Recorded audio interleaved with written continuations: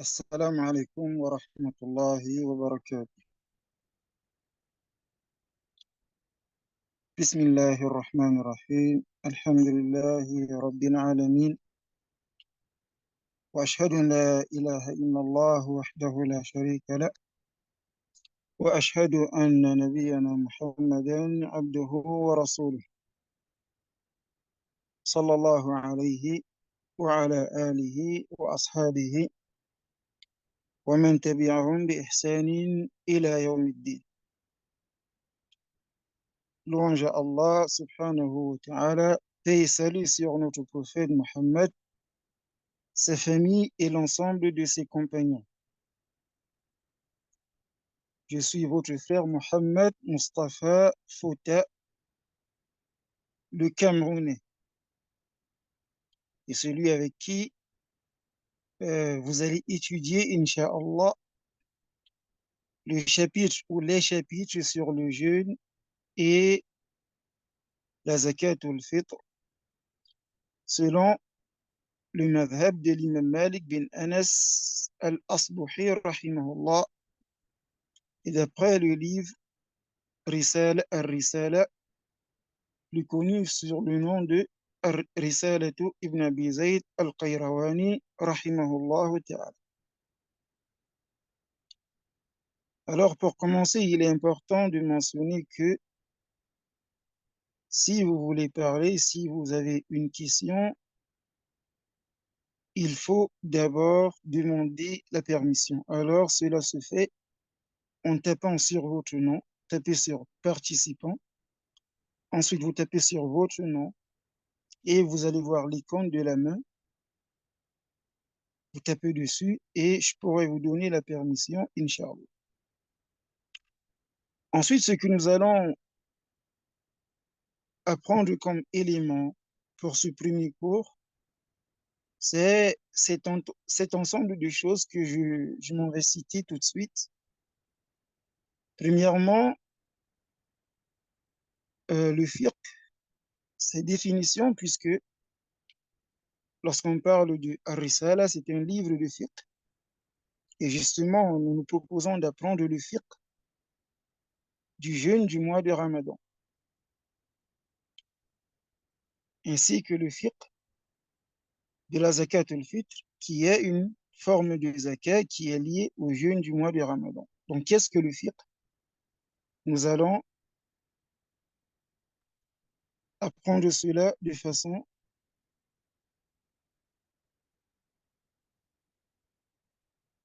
nous allons apprendre cela de façon brève.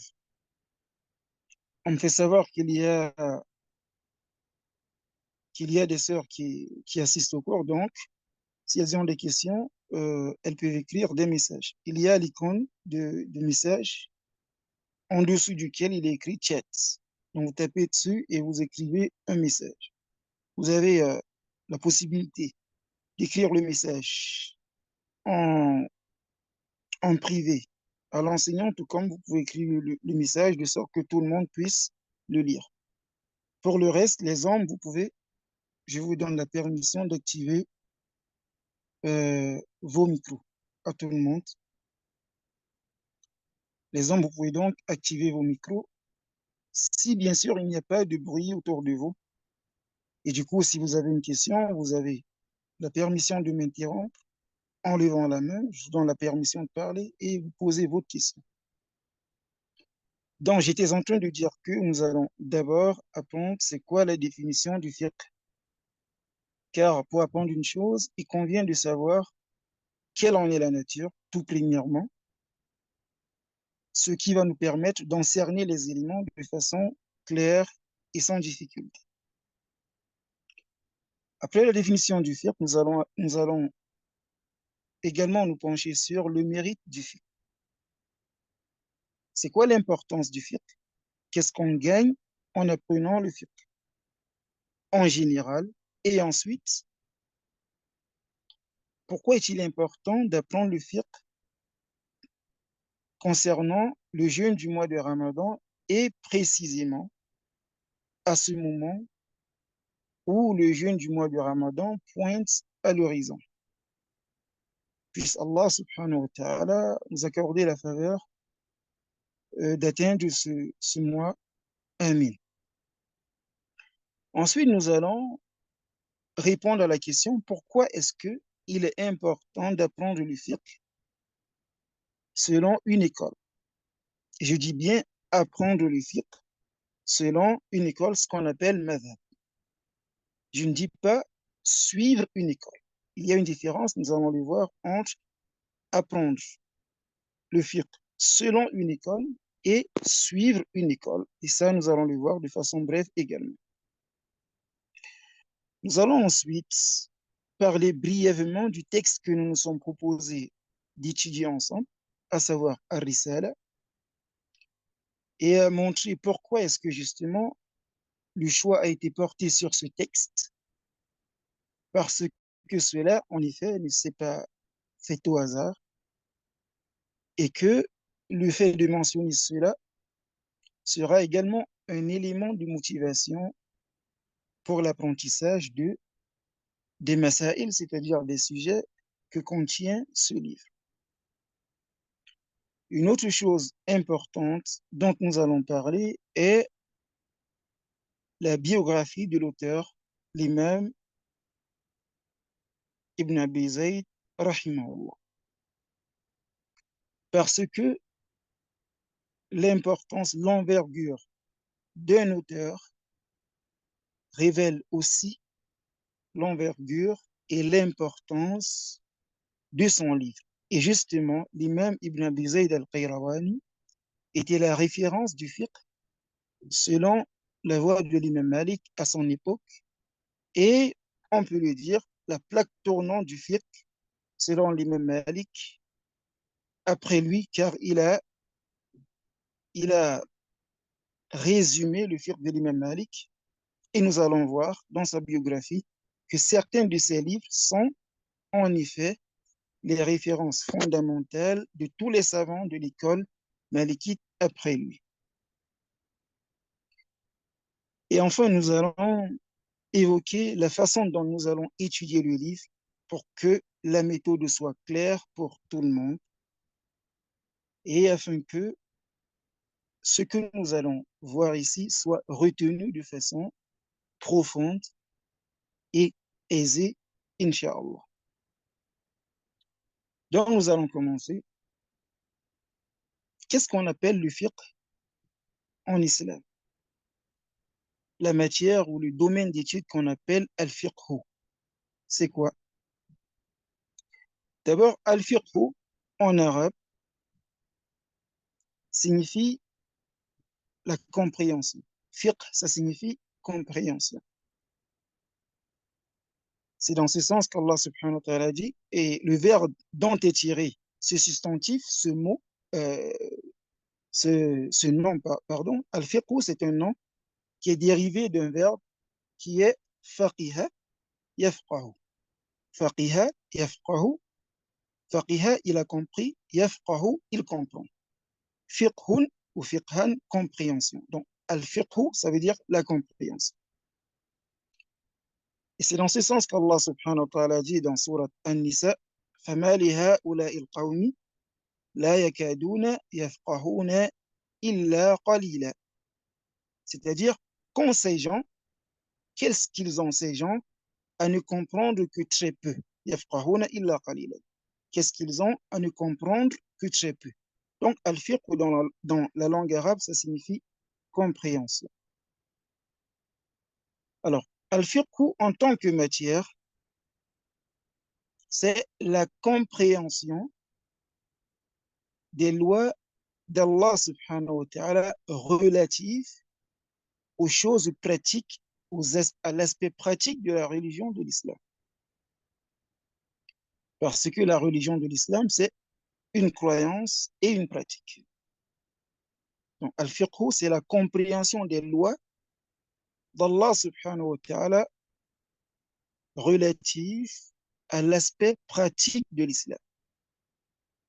Les savants, notamment l'imam al-Shafi'i, rahimahullah, a dit al-fiqh ma'rifatu al-ahkami al-shar'iyyati al-amaliyati al-muktasabati bil-adillah. Il dit que le fiqh, c'est la connaissance des lois islamiques relatives à la pratique et tirées des références, c'est-à-dire du Coran et de la Sunna, et d'autres sources du fiqh qui sont connues et qu'on apprend dans la science qu'on appelle usul al-fiqh, les fondements du fiqh. Donc, le fiqh, brièvement, c'est la compréhension des lois d'Allah subhanahu wa ta'ala ou la connaissance des lois d'Allah subhanahu wa ta'ala en ce qui concerne l'aspect pratique. Et cette connaissance-là est tirée des sources de la révélation qui sont principalement le Coran et la Sunna et d'autres sources qui sont basées ou alors qui renvoient au Coran et à la Sunna. Et à ce titre, le fiqh traite justement de, de, deux, de deux volets essentiellement, deux volets qui sont liés à la pratique. Dans les livres de fiqh en général sont divisés en deux grandes parties. Une partie qu'on appelle al-ibadat et une partie qu'on appelle al-mu'amalat. Al-ibadat, ça veut dire les actes d'adoration. Et cette partie contient des chapitres comme la purification, la prière, le jeûne, la zakat, la prière mortuaire, le hajj, la umrah, ainsi de suite. Et bien sûr, chacun de ces chapitres comporte des sous-chapitres et des sous-sous-chapitres et beaucoup de masaïl, beaucoup de sujets. Donc ça, c'est pour la partie al-ibadat. La partie al-mu'amalat, on traduit généralement par rapports sociaux, et cela concerne les aspects de la pratique qui ne sont pas essentiellement de l'adoration, mais qui sont quand même de l'adoration.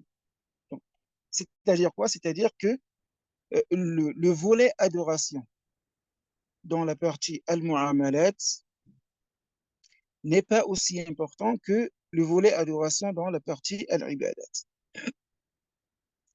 Donc, ce sont des adorations, mais dont l'aspect de l'organisation des affaires sociales est plus mis en avant dans cela que l'aspect adoration en soi. Par exemple, dans les mu'amalat, nous parlons du mariage. Nous savons que le mariage est d'abord une institution sociale. C'est une façon ou alors un des éléments à travers lesquels Allah subhanahu wa ta'ala a organisé les affaires de la société.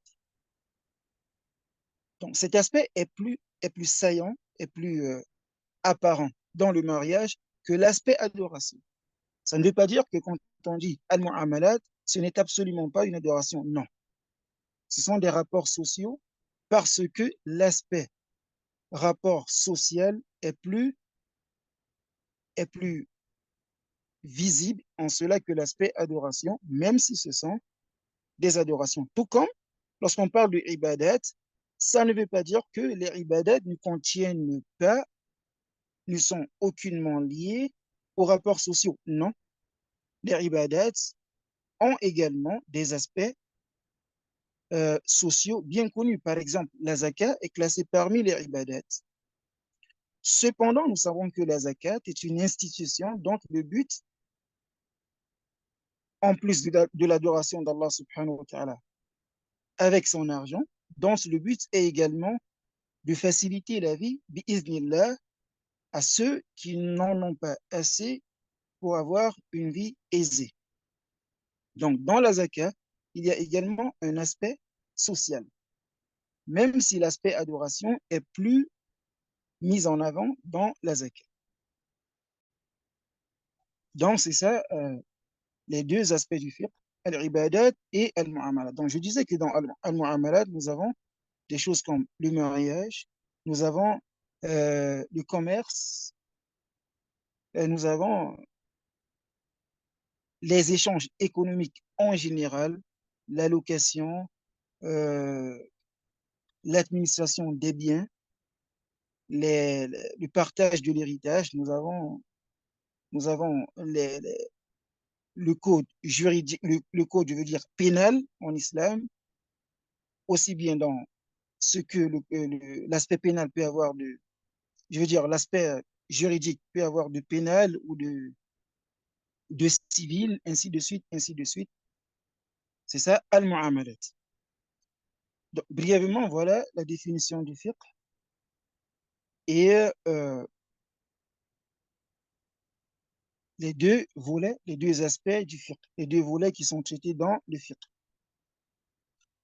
J'ai oublié de dire qu'il était important d'avoir de quoi noter parce que ces questions reviendront probablement dans l'évaluation, Inch'Allah. Alors, le fiqh ainsi présenté, on est en droit de se demander c'est quoi l'importance d'étudier cela? C'est quoi l'importance d'étudier cela? Et en parlant de l'importance du fiqh, il convient d'abord de savoir que l'apprentissage du fiqh est une obligation. L'apprentissage du fiqh est une obligation.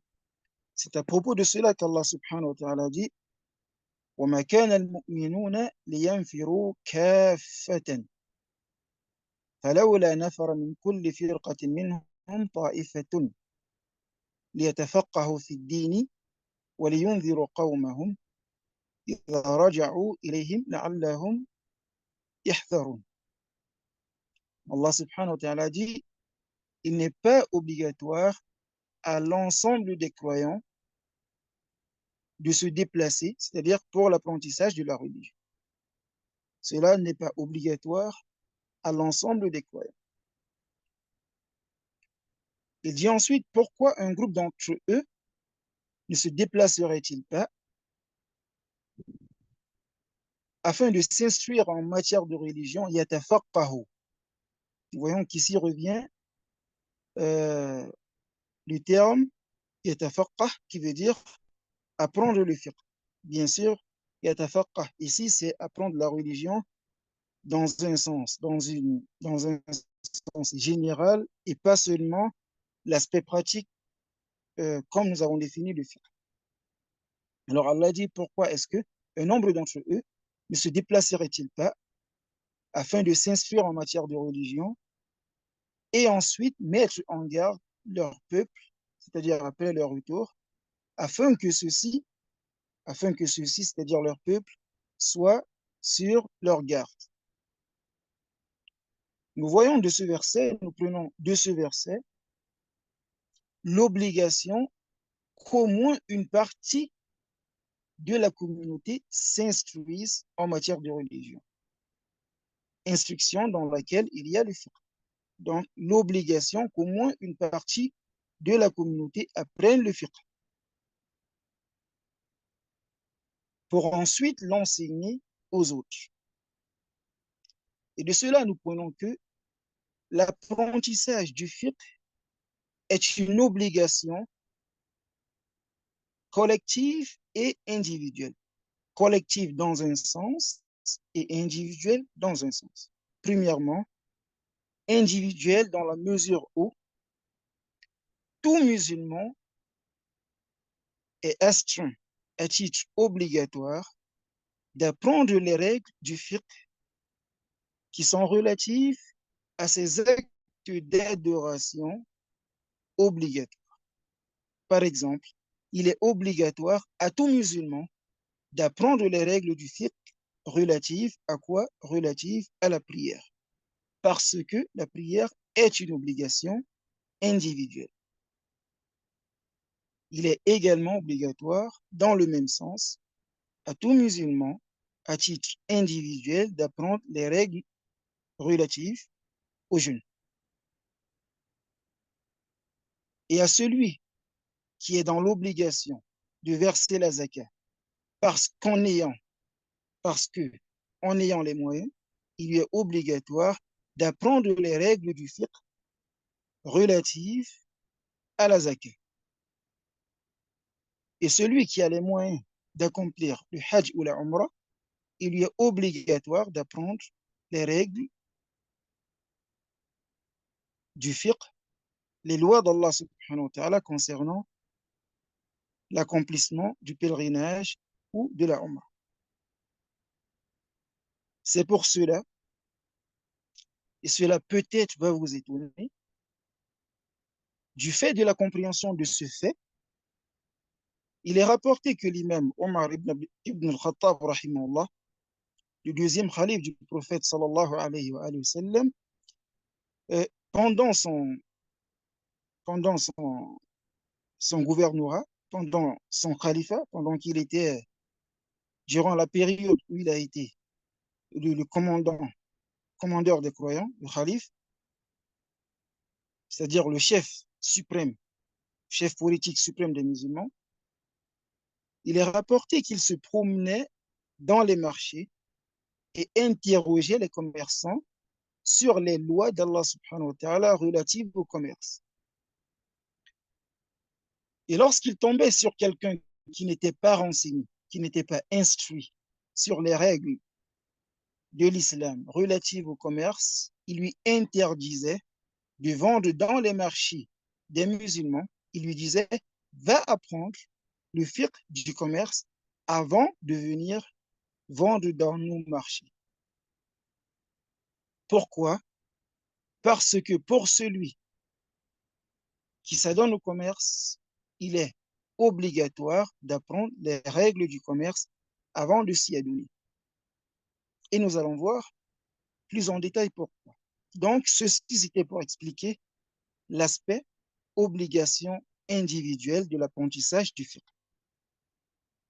Quant à l'aspect collectif, c'est-à-dire dans quel sens l'apprentissage du fiqh est une obligation collective,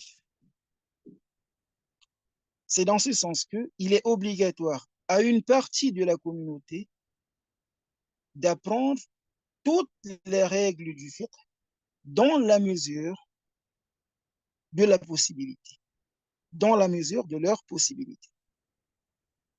Alors, pourquoi cette organisation? Je veux dire, pourquoi cette obligation? Parce que Allah subhanahu wa ta'ala a révélé son livre comme une orientation et une garantie de la guidée et de la réussite. Allah subhanahu wa ta'ala dit, en parlant du Coran, شهر رمضان الذي أنزل فيه القرآن هدى للناس وبينات من الهدى والفرقان. Il dit que le Coran a été descendu comme orientation pour les gens et preuve de la bonne guidée, de la bonne voie et du discernement. C'est-à-dire que le Coran est la garantie d'être sur le droit chemin dans toutes nos affaires et le Coran est également l'élément qui nous permet de distinguer le vrai du faux, de distinguer le chemin du bien du chemin du mal et donc de suivre le chemin du vrai et du bien et de s'écarter du chemin du faux et du mal. C'est donc en s'astreignant à mener une vie conforme au Coran et à la Sunna qu'on est sur la bonne voie, qu'on obtient l'agrément d'Allah subhanahu wa ta'ala et qu'on obtient le succès.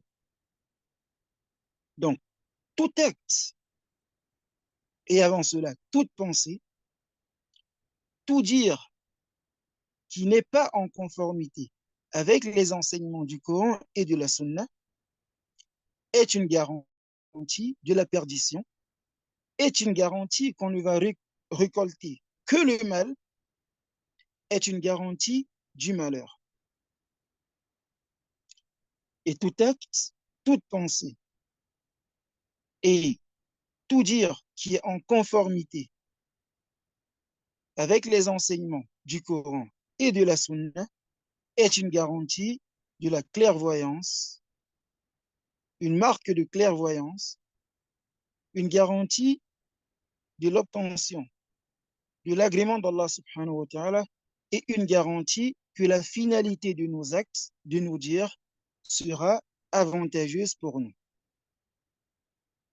Et c'est pour cela qu'Allah subhanahu wa ta'ala nous dit, en parlant du prophète sallallahu alayhi wa sallam, وَأَطِيعُوا اللَّهَ وَالرَّسُولَ لَعَلَّكُمْ تُفْلِحُونَ. Obéissez à Allah et à son messager afin que vous obteniez le succès. Donc, il est important de conformer ses actes et ses dires aux enseignements du Coran et de la Sunna, parce qu'à travers cela, nous obtenons le succès. Or, nous ne pouvons pas conformer nos actes, nos dires et nos pensées aux enseignements du Coran et de la Sunna. Nous ne pouvons y parvenir que si nous les connaissons. Et nous ne pouvons les connaître que si nous les apprenons.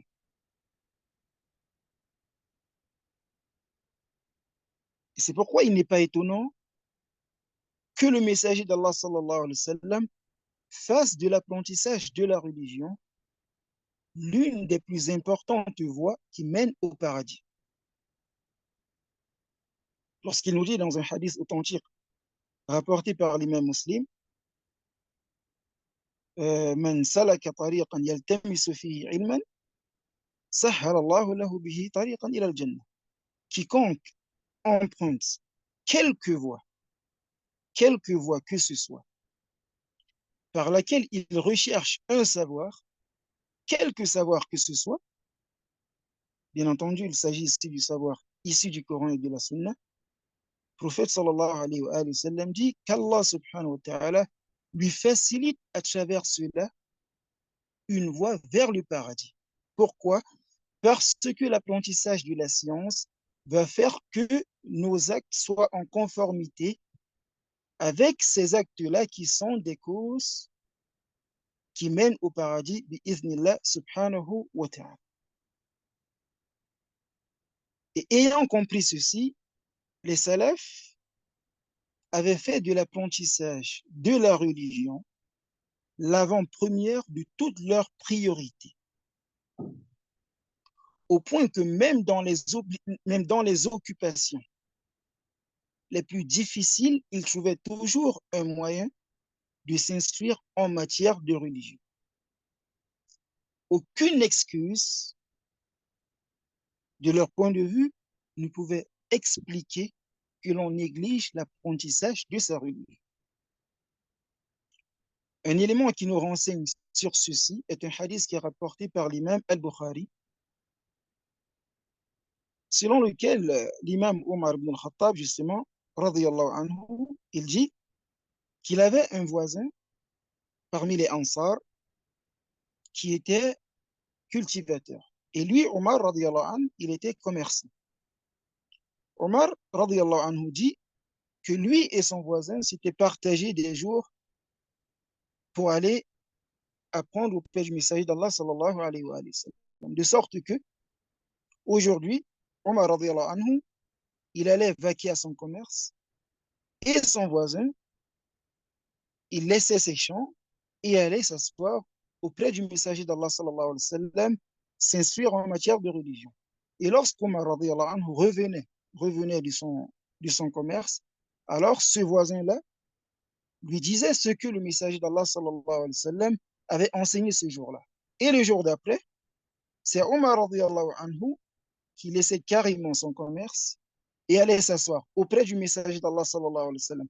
Tandis que son voisin, lui, allait s'occuper de ses champs.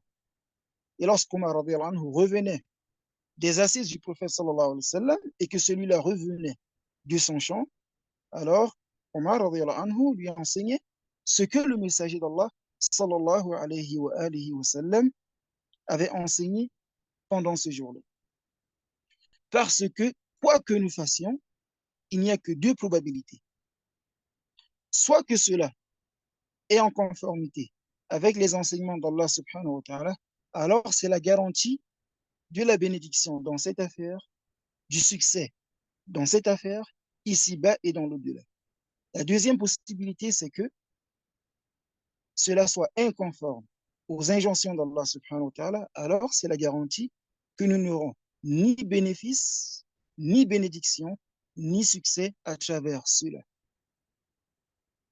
Et d'ailleurs, frères et sœurs, la cause majeure, la cause ultime du malheur ou alors de la situation de la Ummah aujourd'hui telle que nous la connaissons peut se résumer dans quoi? Dans l'abandon de l'instruction en matière de religion. Il y a des livres et des livres qui sont écrits depuis très longtemps, depuis la première époque, sur le mérite du savoir et du fiqh. Nous ne pouvons pas en parler de façon exhaustive, c'est une chose, c'est mission impossible. Mais j'espère que ce qui a été dit jusqu'ici constitue une indication suffisante pour que nous nous rendions compte de l'importance de l'apprentissage de la religion en général et du fiqh en particulier. Puisse Allah subhanahu wa ta'ala nous en faciliter l'accomplissement. Amin. Le point suivant, c'est pourquoi est-ce qu'il est important d'étudier le fiqh selon une école? Et je dis étudier le fiqh selon une école, je ne dis pas suivre une école. Il est important d'étudier le fiqh selon une école pour plusieurs raisons, dont je vais citer les plus importantes. Parmi ces raisons, il y a que étudier le fiqh selon une école permet de cerner globalement et clairement les sujets du fiqh. Alors d'abord, c'est quoi les écoles du fiqh? Il faut savoir que le fiqh est tiré du Coran et de la Sunna, comme nous l'avons vu, et d'autres sources de législation qui renvoient toutes au Coran et à la Sunna. Cependant, il y a beaucoup de raisons pour lesquelles les savants peuvent diverger. Beaucoup de raisons. Par exemple, le fait qu'un verset soit un sujet puisse prêter à des interprétations différentes. Et cela est arrivé même du temps du prophète sallallahu alayhi wa sallam. Par exemple, le fait qu'un savant soit au courant d'un hadith dont un autre savant n'est pas au courant. Par exemple, le fait que un savant juge qu'un hadith est authentique alors qu'un autre juge qu'il n'est pas authentique. Beaucoup de raisons pour lesquelles les savants peuvent adopter des positions différentes sur un sujet. Et ces raisons-là ont été développées dans un livre de l'imam Ibn Taymiyyah qu'il appelait Raf al-Malam. Dans ce livre, pour celui qui peut l'étudier, il explique pourquoi il arrive que les savants divergent et comment il faut se comporter en face de la divergence des savants. Alors, ça, c'est pour expliquer pourquoi est-ce qu'on parle d'école de fiqh. C'est parce que pour toutes ces raisons et d'autres raisons, il arrive que les savants divergent. Maintenant, Allah subhanahu wa ta'ala, il a permis aux musulmans, lambda comme nous, de suivre un savant de référence s'il n'a pas les moyens de juger dans un sujet lequel est le plus proche ou alors est plus proche d'être en conformité avec les sources de la législation. Il est permis aux musulmans lambda de se fier à un savant de référence. Allah dit Fas'alu ahla dhikri in kuntum la ta'lamun. Interrogez les hommes de science si vous ne savez pas. Donc, lorsque nous étudions le fiqh selon une école, nous sommes ainsi en train d'étudier les points de vue d'un savant de référence dans les sujets du fiqh. Et cela nous permet de nous représenter les sujets de fiqh et les lois irrelatives de façon claire et de façon simple.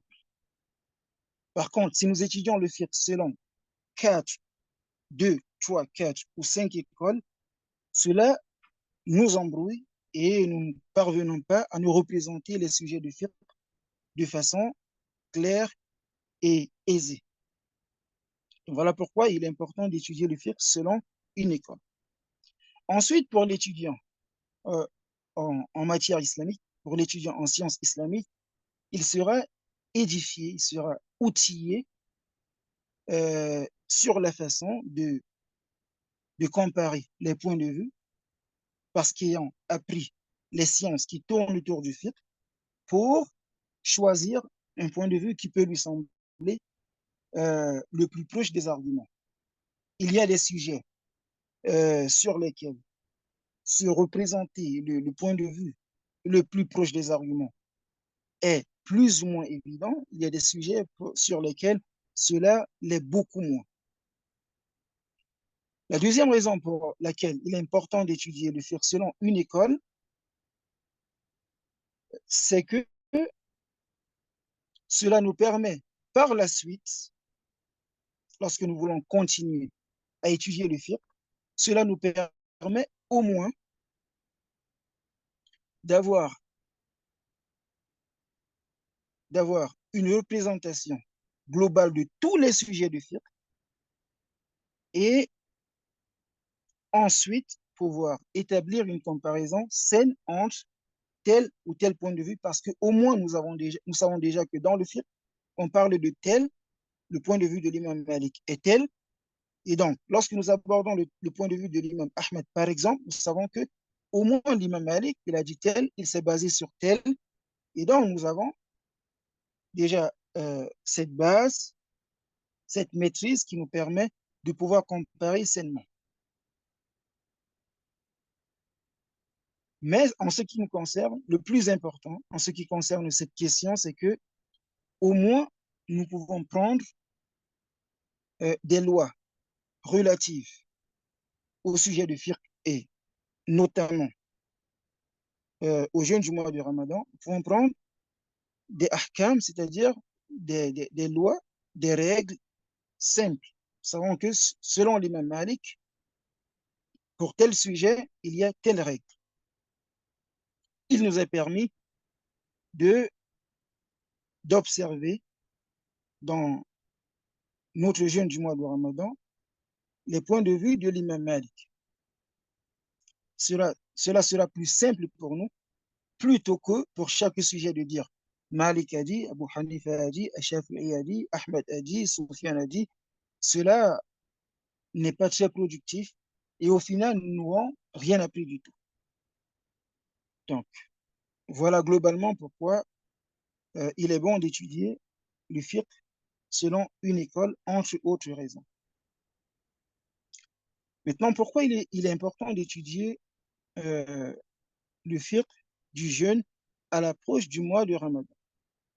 Cela a déjà été dit dans le premier point où l'on a parlé de l'importance de l'étude du fiqh. C'est parce que le jeûne du mois de Ramadan est une adoration à travers laquelle on se rapproche d'Allah subhanahu wa ta'ala. Nous allons parler des mérites du jeûne lors du premier cours.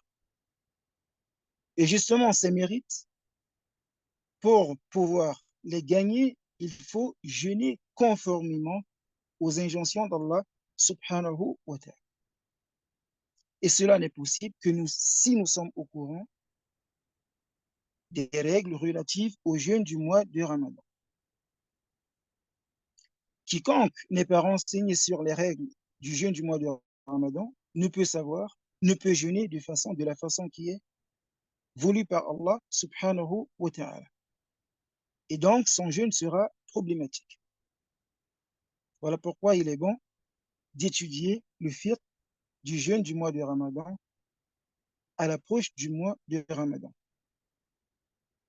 Cela est aussi important parce que il y a des sujets relatifs au mois de Ramadan que ce n'est pas forcément tout le monde qui connaît. Et pourtant, qui concerne beaucoup et beaucoup de gens qui sont qui sont souvent l'objet de questions qui reviennent constamment d'ailleurs dans les questions qu'on pose aux savants, qu'on adresse aux savants durant le mois du Ramadan. Alors que ces questions-là sont traitées dans les livres de fiqh comme Ar-Risala. Et justement, nous faisons la transition pour aborder le point suivant. Pourquoi avoir choisi le livre Ar-Risala? Parce que le livre Ar-Risala, dans ce livre, l'auteur a résumé les plus importants sujets relatifs au jeûne du mois de Ramadan. Il sera très difficile qu'il y ait un sujet concernant le jeûne du mois de Ramadan qui ne soit pas mentionné dans le livre Ar-Risala. Voilà pourquoi nous avons choisi ce livre qui n'est ni un livre trop basique ni très élevé. L'autre raison qui justifie le choix de Ar-Risala, c'est que l'auteur a le verbe facile, c'est-à-dire son style est assez facile, est assez aisé, et comme nous aurons besoin de lire, ensuite de traduire, cela est plus approprié parce que la traduction sera facile et la compréhension, par conséquent, sera rendue facile. L'autre raison, c'est que l'imam Ibn Abi Zayd al-Qayrawani, comme nous l'allons voir dans sa biographie, était le savant de référence de son temps. Et donc, que ce qu'il a mentionné dans son livre Ar-Risala est une source de référence et ce sont des points de vue de référence dans l'école malikiyya. Vous n'allez jamais voir un étudiant ou un savant du fiqh qui a étudié, qui a appris selon le madhab de l'imam Malik, qui n'a pas étudié le livre Ar-Risala. Et d'ailleurs, les savants, jusqu'aujourd'hui, ne font pas que l'étudier, ils le mémorisent. Donc voilà, en bref, quelques raisons pour lesquelles nous avons choisi le livre Ar-Risala. Alors, avant-dernier point, il est important, il est bon, il est édifiant d'être renseigné sur qui était l'imam Ibn Abi Zayd al-Qayrawani.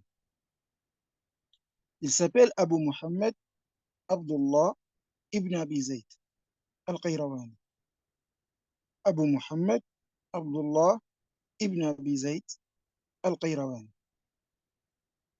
Le père de Muhammad Abdullah, fils de Ibn Abi Zayd. Alors son père, on l'appelait Ibn Abi Zayd et son nom, le nom de son père, c'était Abdurrahman. Al-Qayrawani, qui vivait à Qayrawan. Al-Qayrawan, c'est une ville de Tunisie jusqu'à aujourd'hui. Al-Qayrawan, c'est une ville bien connue de Tunisie qui était un grand centre intellectuel dans le passé. Sa naissance, dans les livres de biographie des savants de l'école Maliki, je n'ai pas trouvé de biographe qui a mentionné son année de naissance. Malheureusement, je ne l'ai pas trouvé. Quant à ses mérites, il a été dit de lui plein de choses élogieuses. Élogieuses. Oui, afwan. Parmi lesquelles le fait qu'il était l'imam du madhab de l'imam Malik à son époque. Il était un hafiz, c'est-à-dire quelqu'un qui mémorisait les livres de fiqh du madhab, qui mémorisait abondamment le hadith. Il était très éloquent. Il était d'ailleurs un poète, un très bon poète. Et en matière de religion, il était réputé pour sa rectitude, pour sa crainte d'Allah subhanahu wa ta'ala, pour sa pudeur.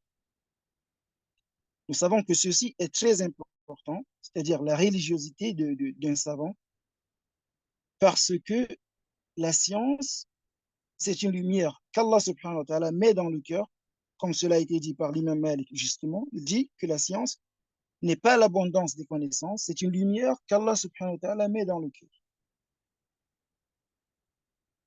Alors, le savant qui transmet la lumière d'Allah subhanahu wa ta'ala se doit d'avoir cette lumière dans le cœur, sans quoi il n'est pas digne d'être dépositaire des sciences de la révélation. J'ai souvent entendu notre cher Abdulrazak Al-Bad dire que ce qui sort du cœur rentre dans le cœur. Il est donc important que le savant, ou en général celui qui transmet la religion d'Allah subhanahu wa ta'ala, soit d'une religiosité exemplaire, dans la mesure du possible. Alors, Ibn Abi Zayd, il a été connu pour sa grande religiosité et sa pudeur. Si bien que dans le livre dont je me suis servi pour préparer cette brève biographie qui s'appelle Shajaratun Nawr al-Zakiyya, Shajaratun Nour al-Zakiyya, ou Shajaratun Nawr al-Zakiyya, qui est un livre, une biographie des savants de l'école malikite, l'auteur dit Ilayhi intahat ri'asatu ad-dini wad-dunya wa ilayhi ar-rahlatu min al-afaq. Il dit qu'il était la référence en matière de religion et en matière de fatwa dans les affaires mondaines à son temps. Et qu'il était le plus visité par les étudiants venus de tous les coins du monde musulman pour l'apprentissage du fiqh selon l'école maliki. Et c'est lui également, selon la même source, qui a résumé le fiqh de l'imam Malik dans bien des livres, dont Ar-Risala, ce qui justifie, comme nous l'avons dit, justement le choix du livre Ar-Risala.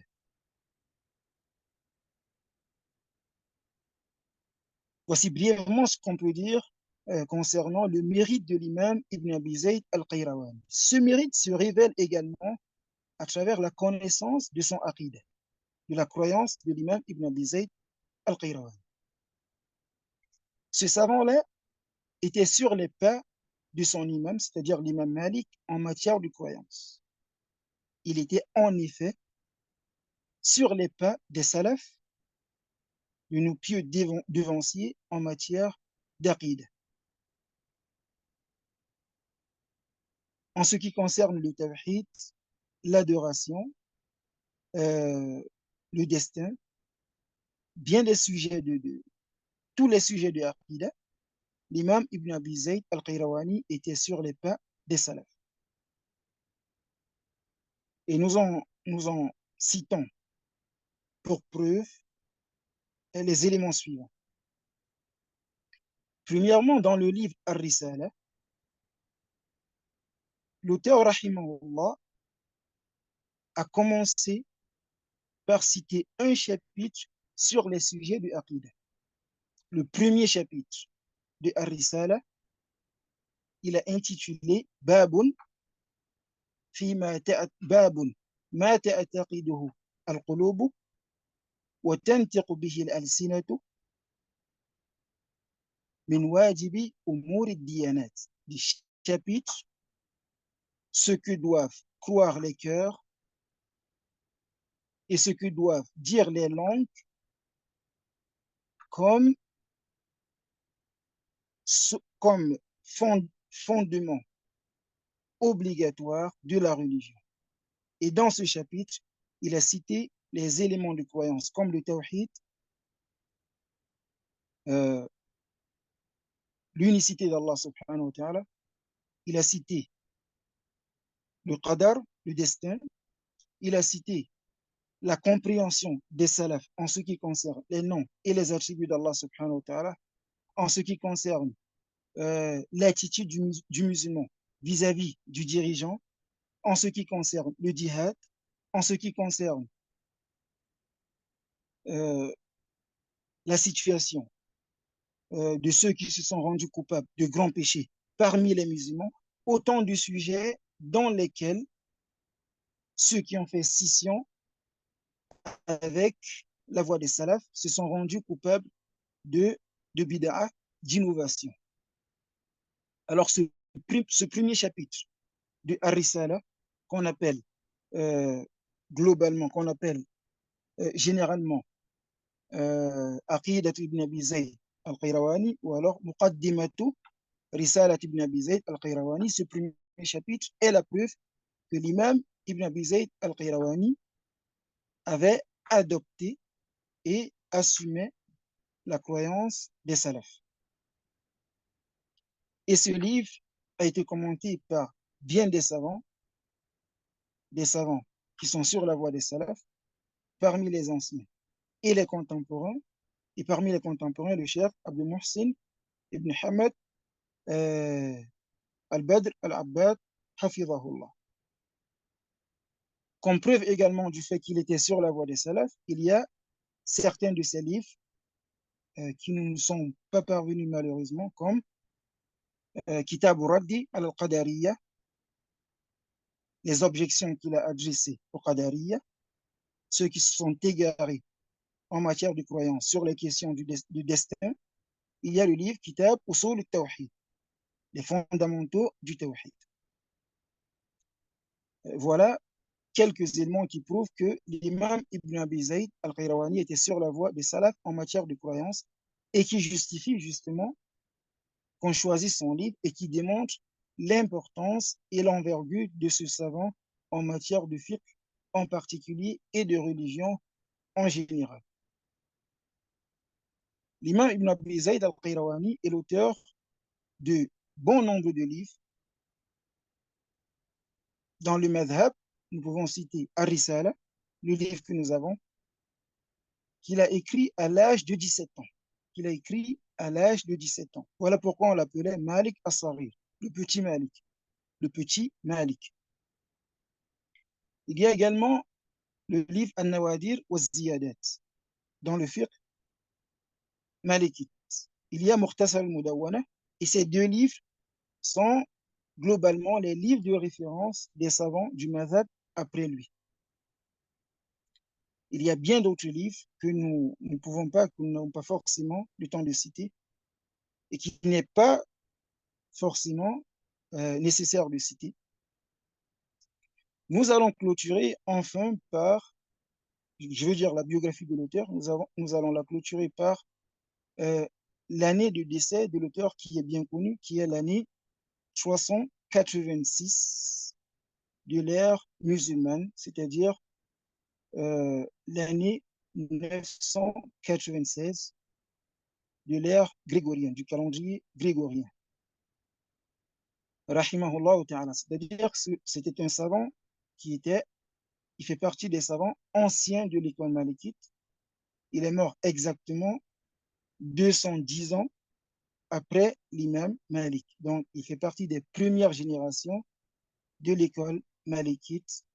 Tout ceci en guise d'introduction pour l'étude de son livre, en guise de motivation, en guise de renseignement sur l'importance et l'envergure du livre que nous allons étudier, Inch'Allah.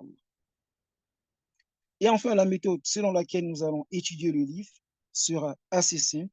Il s'agit de traiter le livre, d'étudier le livre en traitant sujet après sujet. Alors, nous allons lire ce que l'auteur dit en arabe. Nous allons lire la quantité qui nous renseigne sur une mas'ala, c'est-à-dire sur un sujet. Ensuite, nous nous arrêtons, nous traduisons la version arabe en français, nous désignons le sujet dont il est question et nous mentionnons les arguments, brièvement, les arguments du Coran et de la Sunna concernant ce sujet. Et nous n'allons généralement pas nous pencher sur les sujets de divergence, sauf pour les sujets sur lesquels l'argument qui fait pencher la balance pour une autre école que l'école Maliki est assez fort, nous allons alors indiquer que sur ce sujet, il y a un hadith ou une parole de Sahaba, par exemple, qui fait pencher la balance pour tel autre imam, et donc peut-être que le point de vue le plus prudent n'est pas forcément celui qui est mentionné par l'imam Ibn Abi Zayd al-Qayrawani, rahimahullah. À titre de rappel, nous allons étudier d'abord le chapitre sur le jeûne et ensuite nous allons étudier le chapitre sur la zakat al-fitr. Ce sont dans ce livre deux chapitres différents, contrairement à d'autres livres, d'autres écoles et d'autres livres du madhab également qui, qui traitent du jeûne du mois de Ramadan et de zakat al-fitr, souvent dans le même chapitre. Donc, globalement, voici ce que euh, nous avons pu préparer en guise de, de, d'introduction pour l'étude de ces deux chapitres du livre Ar-Risal.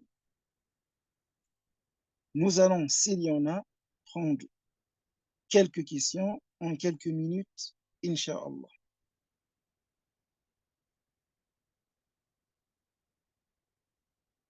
J'ai oublié de préciser qu'il y aura une évaluation à la fin, Inch'Allah. Donc, le but est tout simplement d'inciter à la révision et également d'évaluer la compréhension des uns et des autres. Est-ce qu'il y a des questions ou est-ce que nous pouvons clôturer le cours? J'attends une minute pour voir. Pour les hommes, ils peuvent lever la main. Pour les sœurs, non.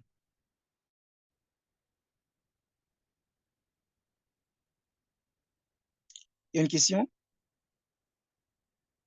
J'attends une minute jusqu'à ce que nous ayons fait exactement 1 heure.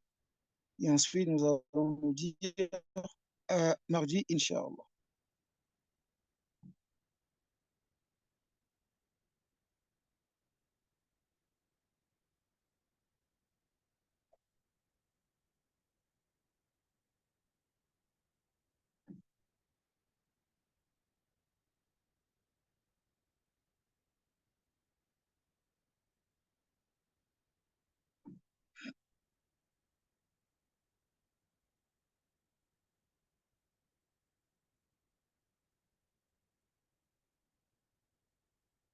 طيب, Alhamdulillah, avant qu'on ne se sépare, je souhaiterais, durant les prochains cours, que vous me fassiez,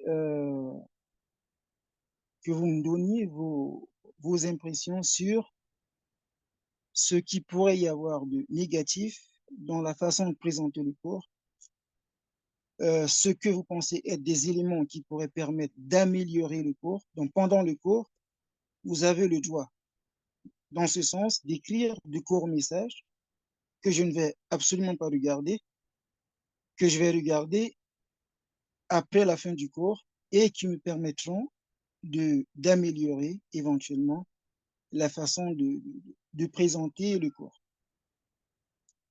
Moi, je suis Camerounais et la majorité d'entre vous est d'une autre sphère sociale et, euh,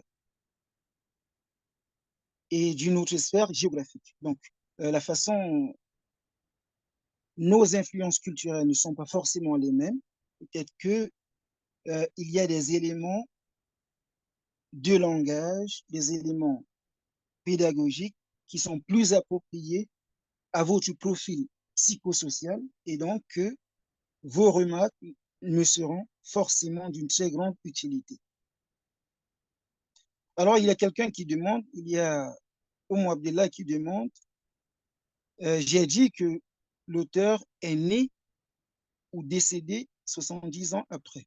Non, non, j'ai dit il est mort 210 ans, 210 ans, 2, 1 et 10, 210. 210 ans exactement après l'imam Malik.